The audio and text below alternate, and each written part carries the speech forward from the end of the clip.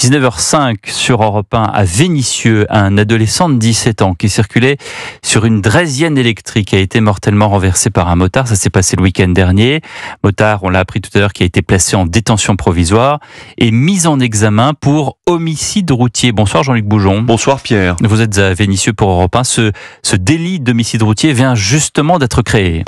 Absolument. Le projet de loi qui a créé l'infraction d'homicide routier a été adopté au début de ce mois par le Parlement.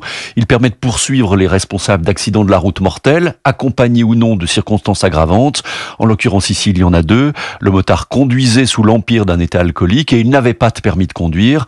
Un motard donc mis en examen et écroué tout à l'heure. Un homme de 45 ans, défavorablement connu dans le quartier. C'est pour cela que Mado refuse de parler de lui au micro. Écoutez. Je ne vais pas parler parce qu'après si tout s'entend. Non, il s'en prendra à moi. Ah bon ? Bah oui, parce que je le connais depuis tout petit et... Il n'a pas toujours le bon comportement, c'est ça que vous voulez dire ?